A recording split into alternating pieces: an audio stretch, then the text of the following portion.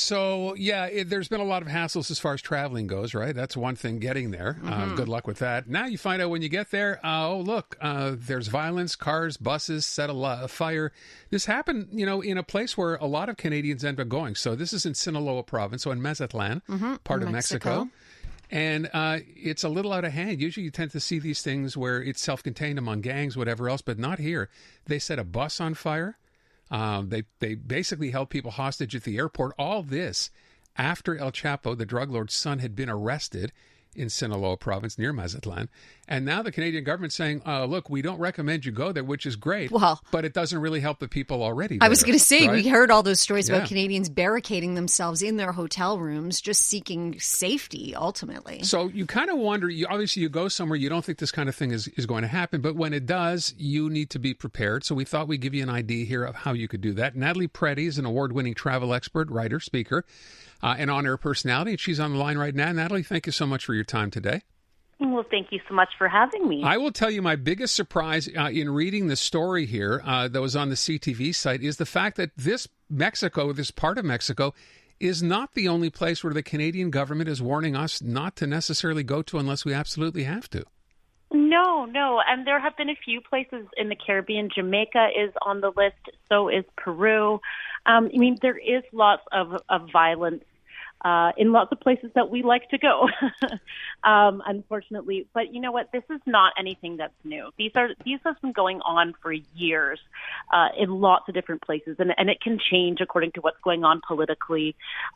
So these travel advisories are out there, yes, to give us guidance, but they shouldn't really deter us from a whole country. So, for instance, Mexico, as you mentioned, this is all in the Sinaloa province, which is nowhere near Cancun or Tulum, Riviera Maya, where lots of Canadians are headed. It is absolutely nowhere near that. Mexico is a big, big country, so I just want to let people know, don't be afraid of heading over there. There is a big distance between those two places. So that's number one, which is important because you're right. A lot of people, especially here, end up in that part of Mexico, in Cancun, in the Riviera Maya. With respect to people who are concerned, and some people will be more than others, what should you do before you go to a place to let the authorities know? Because I was not aware of this. The suggestion is maybe let the Canadian embassy or the Canadian consulate know that you were there in case something happens? Absolutely, yeah. A lot of people don't know this. So something that happened specifically in Mexico, they knew a number of Canadians were there because they had registered, and you can do that online when you go to the Canadian embassy website and let them know where you're going to be headed. So if something like this happens and they need to evacuate people, the government knows that you're there and they are specifically looking for you. If you haven't registered, of course the government will help where they can once you get in touch, but the onus is on you as opposed to them looking for you. So I always recommend that, if you are headed somewhere that you are worried about, definitely register where you're headed on that site. As you're saying that, I'm recalling, I have heard that before, but I'd completely forgotten about it. And I think most travelers kind of just take for granted, well, I've booked my flights, I'm traveling with my passport, the government must know my whereabouts. That is simply not the case, right? No, that is not at all. And, I think there are lots of precautions we can take like that and just letting people know where we are. So someone at home, a family member who is obviously not with you, that emergency contact is supposed to be someone who is not on that same trip with you. So that's a good reminder as well, because people will often put their partner who's traveling with them, which is very unhelpful in an instance like this.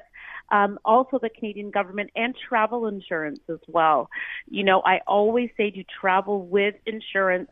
If you need to pay for more hotel rooms based on, or more nights at a hotel room based on, if there is a violence like this, if you are stuck somewhere, if you need to get back earlier, you have travel insurance that's going to help you get back. And also, booking with a travel agent as well. When you book with a travel agent, there are a lot of insurances that are built in just by booking with them. So, I always say as well, when it comes to some additional safety and safety precautions, a travel agent will not only help find you the best deals, they also have some built-in insurances themselves.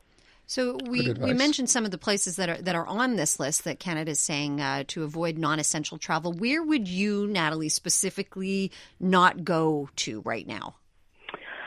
I would probably stay away from Brazil, just, given what's going on there. But again, I don't know enough about the entire country, but I know flying into Rio, that's a huge destination.